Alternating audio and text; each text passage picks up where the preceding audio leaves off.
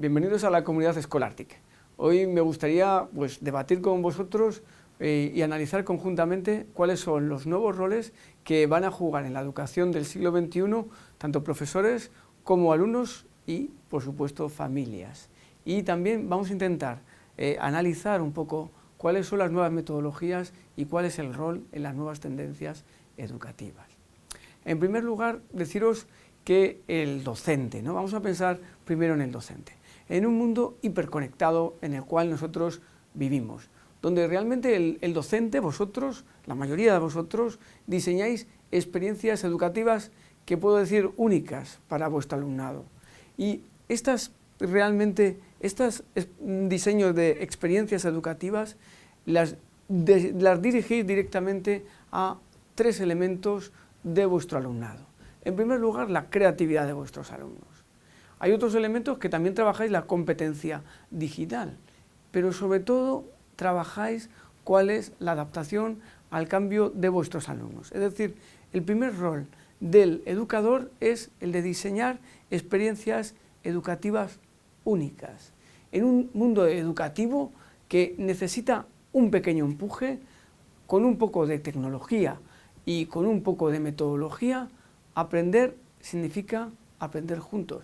Es decir, de nuevo aparece esa figura del profesor como no un elemento aislado, sino que los profesores son nodos de una red comunicados con otros profesores en comunidades como esta, como la comunidad Scholartic. De la misma manera, los centros también son parte de la red, es decir, son nodos también dentro de una red conectada a redes mucho más grandes. Por lo tanto, fijaros, entendemos a centros y profesores como agentes realmente de un cambio social. Fijaros, los alumnos siempre hemos dicho que son los protagonistas de su educación, los protagonistas de todo lo que ellos viven en el centro educativo, desde el aula hasta cualquier estancia dentro del centro educativo. ¿Cómo diseñamos estas experiencias los profesores? ¿O cómo animamos a las familias a participar de estas experiencias? Y eso es vital que lo entendamos. Los roles han cambiado. Y la primera pregunta que me gustaría lanzaros es si están nuestros centros preparados para este cambio. ¿Por qué? Porque vais a ver cómo realmente la metodología educativa, la metodología que nosotros utilicemos va a ser vital para entender cualquier cambio educativo. Fijaros, el aula es un dispositivo de cambio. Recordad que estamos en procesos puros de innovación educativa. Por lo tanto, este aula es un dispositivo de cambio del comportamiento de nuestro alumnado. Y fijaros, la emoción es vital para entender todo esto. Emoción y contenido siempre van unidos. Muchas veces hemos puesto por delante el contenido a la emoción, pero una de las cosas que hemos aprendido, sobre todo con la neurodidáctica, es que no hay aprendizaje si no hay emoción. Y para aprender debemos utilizar metodologías que pongan énfasis en objetivos bien planteados, donde el profesor, a la vez que evalúa, orienta y ayuda al alumno. Hemos aprendido que las metodologías tienen tres características. Han de ser activas, han de ser cooperativas y han de ser auténticas. Os hemos mostrado cómo la metodología del aprendizaje-servicio ocupa un lugar de privilegio en las escuelas innovadoras.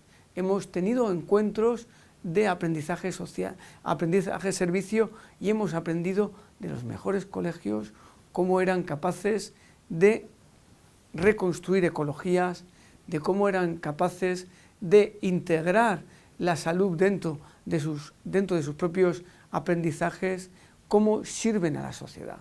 El aprendizaje-servicio hoy por hoy es una de las grandes bazas metodológicas que tienen los centros en sus cambios educativos. Y por supuesto el aprendizaje basado en proyectos.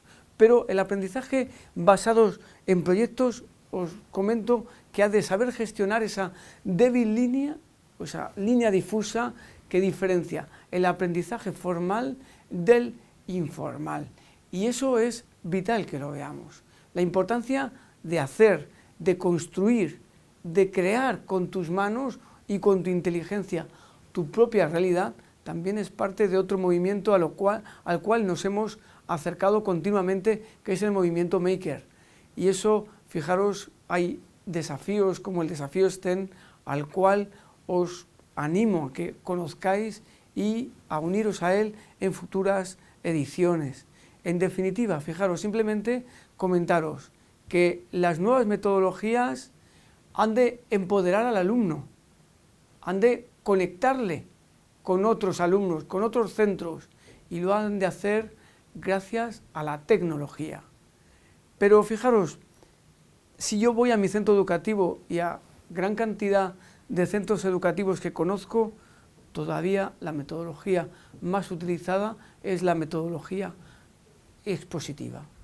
Por lo tanto, fijaros, de nuevo, ¿la innovación es una norma o es una excepción? Cuando hablamos de roles y cuando hablamos de metodologías en vuestros centros educativos, ¿qué creéis?